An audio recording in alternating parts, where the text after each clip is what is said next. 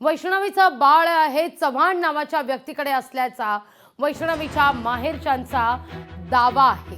तर बाळाला घेण्याकरता गेला असता चव्हाणनं बंदूक दाखवून धमकी देत हाकलून दिल्याचा वैष्णवीच्या माहेरच्यांनी आरोप केलाय।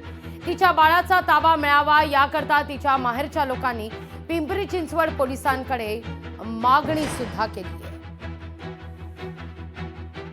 काल त्यांनाही कळालेलं की ते बाळ आहे कोणाकडे तरी आणि हे लोक गेले त्याला आणायला, पण त्यांनी धाक दाखवून अक्षरशः की बाळ आम्ही तुमच्या ताब्यात देणार नाही आणि ह्या लोकांना त्यांनी हकलून दिलेलं त्या माणसांना।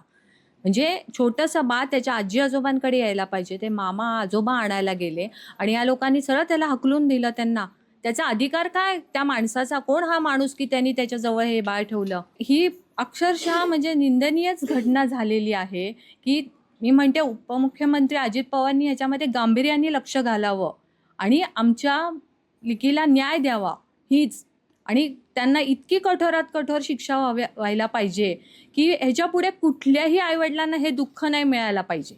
बाळा आम्हाला द्यावं म्हणून एवढीच मागणी आहे।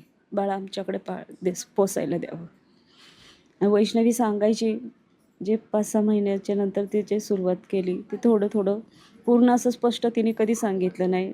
पूर्ण स्पष्ट सांगितलं असतं तर आम्ही कधी तिला लावली नसती, पण आम्ही एक तिचा संसार वाचायसाठी त्यांच्या मागण्या पूर्ण करत गेलो। जयप्रकाश हगवणे त्यांनी सांगितलं की बाळाचे खूप हाल चाललेत, ते कुठं ठेवलेलं आहे माझ्या मुलीला माहिती आहे, तुम्ही या इकडं, वैष्णवीच्या पप्पांना पाठवा किंवा तुमचं कोण असेल भाऊ त्यांना पाठवा, मी ते बाळ कुठे आहे ते तुम्हाला तुमच्या ताब्यात देतो। तर त्यांच्या घरी गेले, जयप्रकाश हगवण्यांच्या घरी, तिथनं त्यांना घेतलं, त्यांच्या मुलीला घेतलं, तिथनं त्यांनी ते जिथं बाळ होतं तिथं नेलं। तिथं नेल्यानंतर यांना तो एक गुंडवृत्तीचा इसम भेटला की त्याचं नाव निलेश चव्हाण आहे, त्याच्या ह्याला रिव्हॉल्वर लावलेला होता। त्यांनी बाळ मागितलं, बाळाला त्यांनी शिवीगाळ केली, बाळाला देणार नाही म्हणून, इथून निघून जा म्हणले, तुमचं ते घ्यायचं काय करायचं ते आम्ही बघणार।